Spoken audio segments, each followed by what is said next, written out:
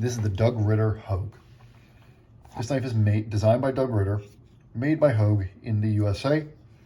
The blade is 20 CV, 125 thousandths on the stock, 3.44 inches of blade, 4.5 ounces.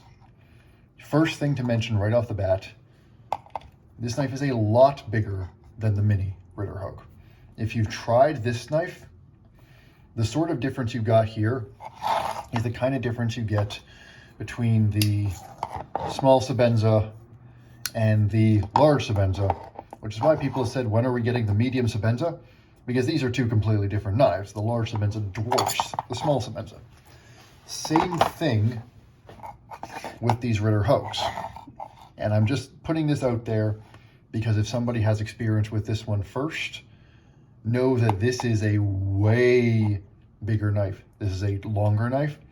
This is a heavier knife. This is a thicker knife, not just in the blade stock, but especially in the handle. This is a thick boy. This guy was a thin little EDC. This is a hard use knife. This is trying to be a hard use knife. So this is a bigger, thicker knife. So don't think, if you had experience with this one, don't think you're getting a nice little compact EDC with the full-size Ritter Hogue. You're not. But that's not what it's designed for. And what it is designed for, it does fantastically well. And I'll sort of spoil the punchline of the review. This is one of the only knives I can think of that I would legitimately put toe-to-toe against the PM2 in terms of hard use EDC tasks, meaning it's one of very few knives. The PM2, when, I'm thinking about cutting through stiff cardboard, cutting through carpet, doing home repair, stuff like that, the PM2 is virtually unmatched, and it has this magical ability that the harder you push it, the better it feels in the hand. It's a lot to do with this handle ergonomics. This isn't my PM2 review. This is one of very few knives, I can only think of 3 or 4 right now, that I would put even in the same ballpark as the PM2, and it's quite competitive with it. So let's get into why. So this is a big old blade. Again, my version's 20 CV. The ones that you currently get are going to be Magna Cut if you're buying them from KnifeWorks, which is the only place to buy them. And if they did an upcharge for Magna Cut, which I don't think they did, it was like 10 bucks. So it's basically the same price for 20 CV or Magna Cut. And if you're choosing between 20 CV and Magna Cut, it's not even a question. I actually don't know of a single relevant metric at which 20 CV is better than Magna Cut. And Magna Cut is certainly a better steel overall. But you have this big traditional drop point. 125 thousandths is not thin on the stock, but it's not thick either. It's the same as the Native, which is a much smaller knife. If you look at these right next to each other, it's a bit of an optical illusion because the Native tapers so quickly, but they are about the same stock. And it carries that thickness most of the way out. You can see you got a big flat here. This is a big, robust blade. You feel it when you drop this blade. It's a heavy blade, even though the stock isn't that thick, and that's because it's a big blade. Not only is it carrying that full thickness out quite far, but then it's just tall. It just has a lot of space with a flat grind here where it drops down to the edge. And the result with this moderate stock and this big drop, this thing slices extraordinarily well with a good edge on it. Some people will get very bad edges on theirs, but this thing, sharpened the right way, can cut extraordinarily well because of how they have ground this blade. And honestly, the big neutral drop point, your point is a little bit above your tip here, so it's easy to start getting into stuff. It's easy to sort of, if you think about, me cutting into a bag or something like here, it's easy for me to get the tip behind that and start cutting into it because that tip is relatively high. Then I'm going right into this big belly. I've got a nice big flat here that I can slice through. Big neutral drop points like this, they're a common blade shape for a reason. They work really well. Doug Ritter and Hogue have not tried to innovate on that front. They've tried to just execute it well, and they have. It's a big, heavy blade because there's just so much steel here. There's an awesome set of jimps back here. They are rounded, meaning they don't like catch your skin, but just the spacing of them, your thumb ends up grabbing into them, and they end up providing a lot of security, especially the fact that they go, down onto above the axis lock here. You can grab this, you can push your thumb, and it will keep your thumb right in there. You feel them, and they don't feel like they're going to give grip, but then they do. And so this blade, and then when you look at in combination with the handle ergonomics, this is an easy blade to grip like this, and it shines in this saber grip right here, where you got your thumb up on the ramp and you're pushing on this, it shines here. This thing will cut and cut and cut, but the benefit of this thick stock is this is a blade that you can beat on. When in KnifeWorks' own description of this knife, they mentioned that this was meant to be an outdoorsy knife, a hiking knife. This is meant to be, if you've seen the Dutch Blade Works video they did on the Benchmade Super Freak, the M4, where they batoned with that, they made fire sticks with that. They did basically the hardest use you can do outside of some tactical use on that knife. And it held up great. They were shocked that it held up great, but it did hold up great. This blade is even a little thicker than that one, and the grind comes down to, in my experience, an even better edge. This is just a better blade. And then the jimping on the back here, this thumb ram, on that M4 Freak, it's uncomfortably stiff. It's something that I mentioned a little bit in the Mini Freak review. This is just a better blade. This is everything that is good about the Freak, just slightly better in every dimension. And so this blade ends up very much like the PM2, being able to cut pretty much anything you can throw at it, from your little EDC stuff. If I need to cut a little piece of twine or cut open some tape on a box or whatever, this will do it just great. And if I want to cut open some tape, I'll usually do it with the belly here. I'll bring that belly up to it, or I'll just grab it and just drag that tip through just like that, and sort of use it, get my finger up there and just drag it that way. Sometimes, I'll try to pierce it like that, but then I get a little far into the box. But anyway, it can do your light duty tasks, just like this one can do your light duty tasks. But I'll spend a day breaking down boxes with this. I will rip this thing through, carpet. I will rip this thing through drywall, all that sort of stuff. This blade will do it. And this blade will do it as well as the PM2's blade. And in fact, when I tend to, this one is, if anything, a little sharper than the PM2's blade. And when I hand these knives to other people, when I hand a PM2 to other people, to non-knife people, it does the job. It's a great knife in the sense that it is unremarkable in the sense that it gets the job done. Every single time I hand a Ritter Hogue to somebody who's not a knife person, I have 100% of the time gotten back the comment, wow, that is a sharp knife. Every single time. And yet it is a sharp knife that you can beat the snot out of. And it's really impressive how well this blade design naturally facilitates that. But then that's not even the best part of the knife. We'll go to the axis lock here, which is almost the best part of the knife. This is, the Able lock, Hogue's version of the axis lock, which is a bar lock. You pull it back and it drops shut. You pull it back and it drops shut. There's no play. I can crank this all I want. There is no play in any direction. Rock solid, as drop shutty as you would ever want or need a knife to be. And yet, I've been talking about this a little bit more in my reviews. The spring is pretty strong. The spring is stronger on a Hogue Able lock than on most Benchmade. So, I can push. I have to push quite a bit to get it to move here. You can see the Able lock resisting, that moving as I push out. But if I just do a mushy push, I can absolutely fail this blade. But if I try to overcome it in a snap, it is firing out every single time effortlessly without me having to force it. And a lot of that comes down to two things. One, these really well-designed thumb studs. So these little thumb studs, have, focus, little ridges all the way around. They catch your thumb without being abrasive, and then they've got little cutouts that catch your thumb even more. It's the same design here, it's just this one has a torch driver, and you can see it better on this side. It's like a little ziggurat. And it's got lots of little edges that catch your thumb very effectively. So very naturally, my thumb just grabs on there and it'll just catch.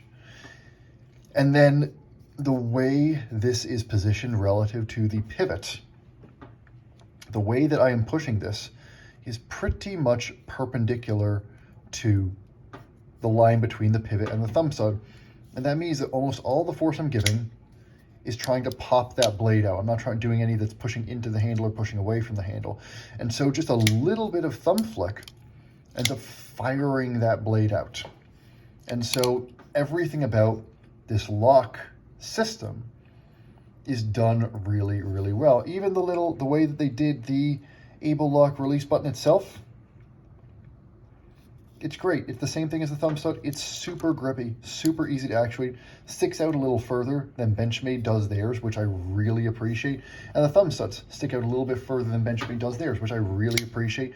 This is just an optimal rendition of the Axis lock here called the Able Lock, of a bar lock system. The action's great. Flies out easy. Feels like it has a crisp detent, even though it doesn't, largely because of that geometry between the thumb stud and the pivot, and then drops shut with the best of them. But then the best part of the knife is still the handle. This is, after all, basically a version of the Griptilian, and grip is the name of the game here. These are made in the USA, lightly lined. You can see the liner only goes up to about here or so. Flow-through design, G10 handles with a lot of machining on them. No chamfer, flat, but you can see the whole scale is contoured. Easiest way to see that is look at the thickness of this edge here, and you can see how it varies as we go around the handle. That's because you've got a contour here. It's not centered in the middle of the knife.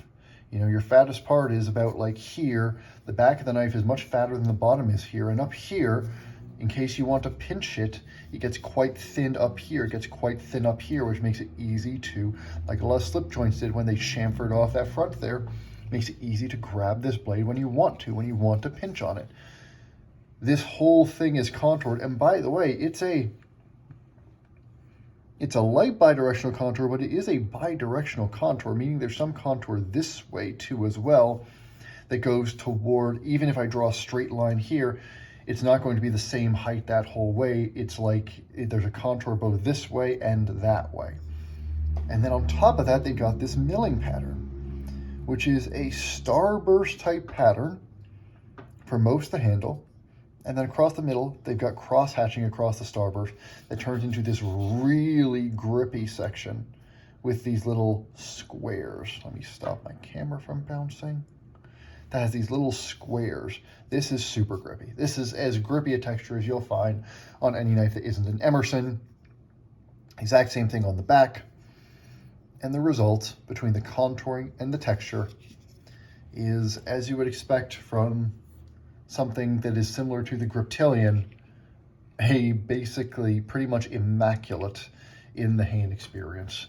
Your first finger naturally goes under this choil here, though you can, this is really more for a pinch grip. There isn't a choil here and you can't really securely grab through this, but you grab here, your three fingers naturally fall on the other side of this choil and through this little hump there, big fat palm swell, and this just, you don't even, it just melts into your hand isn't the right term. It just feels super secure in the hand. It's kind of like if you got a favorite baseball bat and you, like when you were a kid and you swung it a bunch of times and you used it a bunch of times and just little bits of how the wood wore in and how, you know, various, you know, your hand oils and stuff like that deposit on it, it just felt like yours. People get the same sort of things with golf clubs, things like that. it just feels like it's made for your hand. It feels like it fits in your hand very naturally. There's tons and tons of contact. You know, a lot of knives, I'll have like a stripe of contact here and a stripe of contact here, and there'll be a gap there. This, pretty much my whole hand is touching that knife, and it just feels so secure in the hand. And especially, the reason that this knife stands up so well to the PM2 is this is the only knife I can think of other than the PM2 that the harder you grip it, the better it feels. And the harder you push it, the better it feels. This thing, as you start to push it hard, it just holds itself in your hand. This big choil does a lot of the work, but the grip on the grippy texture and that contouring. And you know, I'm not a huge fan of contoured handles in general, but the fact that they left these chamfers on the end, they left big fat chamfers still to give your hand something squared off to grip onto. They didn't contour the whole thing down to tiny little edges. As you start to really bear down on this, it stays in your hand. It does not want to move. And this grip here, I mean, I could go all day on whatever hard use task you want, whether it's an outdoorsy task, whether it's a home improvement task, whether I'm, you know, just doing maintenance or something like that. This is an awesome all-day work knife. And that's really what it comes down to. I think the major summary, I was very impressed with this knife. I thought I was going to like this knife. I did not think I was going to love this knife. But not only have I loved this knife, but everybody that I've handed this knife to for even a short period has loved this knife. It's just so simply well done. And this handle is so complexly well done. There's a lot of very subtle complexity in this design. There's a lot of subtle thought in the lines here, in how things swoop, in where it gets skinny, where it gets fat, how you got this bit of jimping on the back. You know, if you want to either grip back here so the jimping fits in your palm, or if you even want to go, you know, ninja and put this in a reverse grip, you've got jimping there to go like Strider style and stab this into stuff. It actually feels great in a reverse grip. The way they did the jimping, the way they did the blade, there's a lot of subtle brilliance in this knife, and it ends up being so surprisingly more effective in the hand than the sum of its parts, or than looking at the knife would lead you to believe. And to me, at this size and scale, I mean, if I'm thinking about other knives that I would put in that category, there's like, I'll put out the Sabenza here too. I mean, there's not many. This is really in the very upper echelon of larger EDC knives. The only downside of this knife, because it's priced right too, is it is huge in the pocket. 4.5 ounces, and that contouring does mean these are thick G10 scales. So if I bring out my PM2 again, this is actually bigger in the pocket than the PM2. And it's hard to be bigger in the pocket than the PM2 at this size. It is way thicker than the PM2. The only problem this knife has, and honestly it's the reason that I don't carry it as much as I do, is it's huge in the pocket. This is one that takes up your entire pocket when you have it there, mostly because of how thick it is. Not because of how heavy it is, but because of how thick it is. So because of that, this ends up really being a knife that you're only going to carry those occasions when you know that you're going to, you know, be doing harder work, need something that can handle heavier work, need something you can push harder and further. But boy, oh boy, is it going to do that job well when you need it.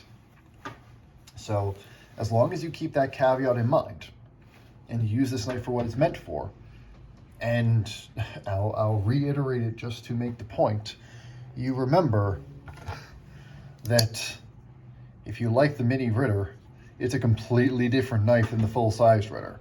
Like, This is a thin, nice, elegant little EDC. This is a tank. This is a big Sherman of a knife that will work its way through anything and will keep on trucking. If that's what you're looking for, then 150 to 170 to maybe 200 something bucks in the carbon fiber version. This is a fantastic knife.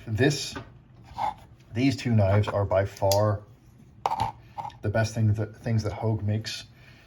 I find these far superior to anything in the Deca line. I don't know what it is about what they do in the Axis lock here compared to the Deca, but the Axis locks are so much more satisfying on these than the Deca. The blades are better, the ergos are better, they're just better than the Deca. And this is just a great knife in general.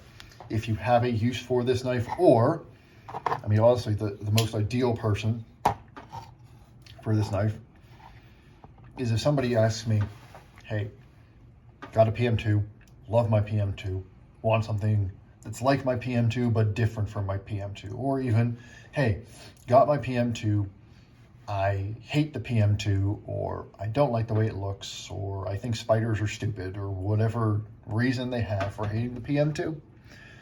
I want something that's like the PM2 but different. This is the best option you can get for a PM2 alternative. So if that's something you want, or if you just want something different that feels just as good and works just as hard and works just as well as the PM2, this is your knife. And for anybody else who just needs a harder use knife, it's an exceptional piece. Priced right, from good people, made well. Just as long as you're okay with a boat anchor in your pocket, just go get it. You'll love it. Hope you found this helpful and it wasn't a waste of your time, and I will see you again soon.